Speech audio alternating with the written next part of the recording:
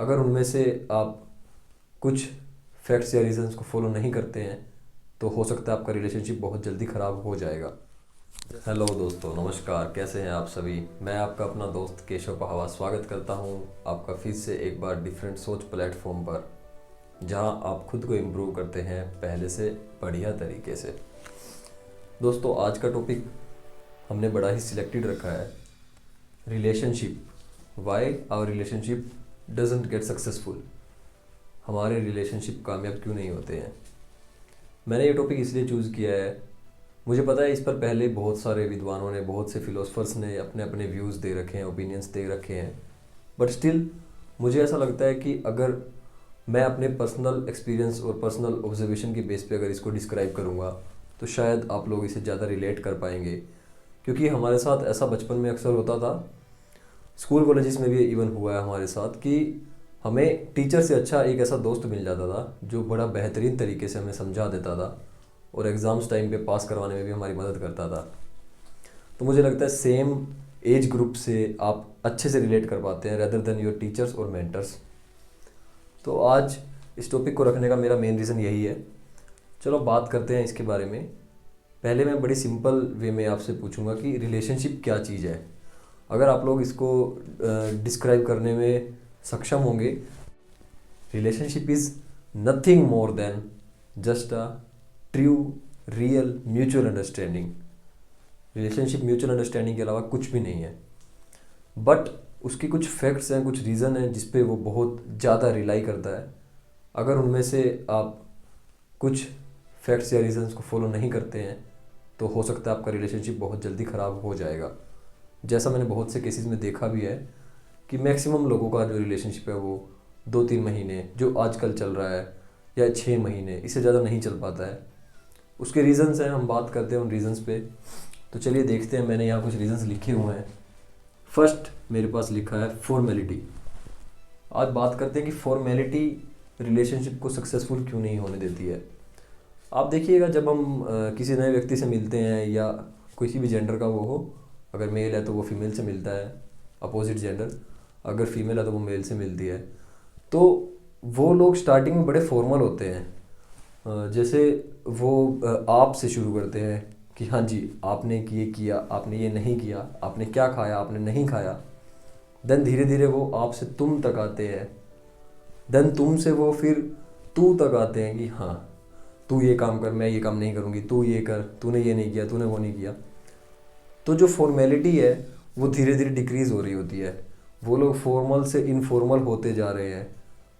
तो ये एक बड़ा मेजर रीज़न है कि आप स्टार्टिंग में किसी को रिस्पेक्ट देना स्टार्ट करते हैं, बट धीरे धीरे आप फॉर्मेलिटी को छोड़ के इनफॉर्मल तो हो गए हैं, बट आपने सिर्फ फॉर्मेलिटी नहीं छोड़ी है, आपने उसमें उसकी रिस्पेक्ट भी मिनिमाइज़ कर दी है।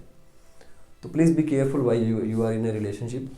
आपको ध्यान रखना चाहिए कि यार, आप कोई गेम नहीं खेल रहे हो जिसमें आप लेवल डिक्रीज़ कर रहे हो या इंक्रीज़ कर रहे हो, बट आप एक म्यूचुअल अंडरस्टैंडिंग के केस में हो। तो उसमें आप ध्यान रखें कि आप फॉर्मल या इनफॉर्मल जिस भी वे ऑफ कम्युनिकेशन को यूज़ करें, बट वो थोड़ा रिस्पेक्टफुल हो। देन अनदर जो मेरे पास पॉइंट है वो है फेक रियलिटी का।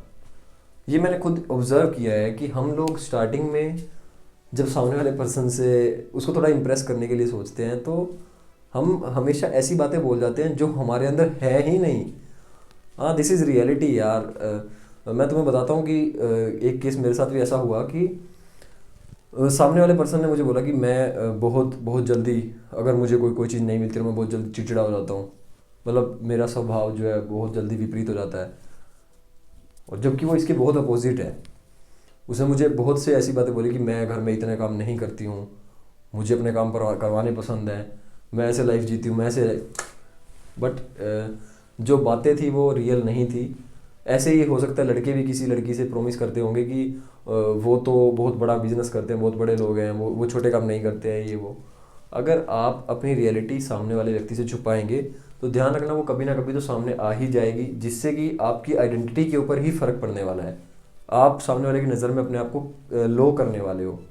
तो देखो यार, जो भी आपकी रियलिटी है आप उसको मत छुपाइए सामने वाले से, स्टार्टिंग से लेके ही आप be real, always be real in front of those जिनको आप चाहते हो कि वो लाइफ भर आपके साथ टिके रहें। थर्ड जो पॉइंट है एक्चुअली ये पॉइंट बड़ा मेजर इफेक्टिव, बहुत ज़्यादा इफेक्ट डालने वाला पॉइंट है। ये पॉइंट जो है मैंने इकोनॉमिक्स स्टडी किया है। इकोनॉमिक्स के अंदर डिमिनिशिंग मार्जिनल यूटिलिटी करके एक कंसेप्ट है। यूटिलिटी जो है, हम जैसे जैसे चीज़ों को कंज्यूम करते जाते हैं हमारे लिए उन चीज़ों की वैल्यू उतनी कम होती जाती है। ये स्वयं इकोनॉमिक्स के जो महान अर्थशास्त्री जो रहे हैं इस दुनिया में आज तक, उन्होंने ये कंसेप्ट को डेवलप किया है कि law of diminishing marginal utility, which means, मैं आपको एक एग्जांपल के द्वारा समझाता हूँ कि फॉर एग्जांपल आप किसी शादी में जाते हैं, आपने वहाँ जाके पहले प्लेट में कुछ मीठा रखा है, जैसे रसगुल्ला, गुलाब जामुन, कुछ भी। आपने एक रसगुल्ला लिया, आपने खाया, आपको थोड़ा सेटिस्फेक्शन मिला कि ठीक है। देन आपने दूसरा लिया, आपको थोड़ा और सेटिस्फेक्शन मिला कि हाँ मुझे खा के अच्छा लग रहा है। देन आपको वो टेस्टी लगा तो आपने एक और ऐड कर लिया उसमें, अब आपने 3 रसगुल्ले खा लिए हैं। अब आप देख रहे हैं कि आपका जो सेटिस्फेक्शन लेवल था वो एक पॉइंट तक आ गया कि यार आहा मज़ा आ गया। अब जैसे ही आप एक रसगुल्ला उसमें और खाते हैं, चौथा जैसे ही आप लेंगे तो आप देखेंगे कि यार ठीक है, अब थोड़ा सा मतलब वो गले तक आने लगा है या आपका जी भरने लगा है, बस अब आप और नहीं खाना चाहेंगे। बट अगर आपको धक्का किया जाए कि अब आप एक और लीजिए, उसके बाद एक और लीजिए, तो क्या ये आपकी हेल्थ पे बैड इफेक्ट करेगा। It will affect you in negative ways. तो इससे क्या हो रहा है कि आप जैसे जैसे चीज़ों को कंज्यूम करते जा रहे हैं वैसे वैसे ही आपकी उपयोगिता उन चीज़ों की आपके लिए कम होती जा रही है। तो ये कॉन्सेप्ट जो है मुझे लगता है रिलेशनशिप्स पे भी काफ़ी हद तक काम करता है। जैसे जैसे दो लोग एक दूसरे को अधिक से अधिक जानते जाते हैं, जैसे फॉर एग्जांपल मैं किसी ए नाम के पर्सन के साथ रिलेशनशिप में हूँ, अगर मैं उसको मतलब उससे दिन रात बातें करता जा रहा हूँ, उसको मैं एक हद तक जान चुका हूँ, बट स्टिल अब मेरे पास मतलब उसके लिए जानने के लिए कुछ बचा नहीं है कुछ खास।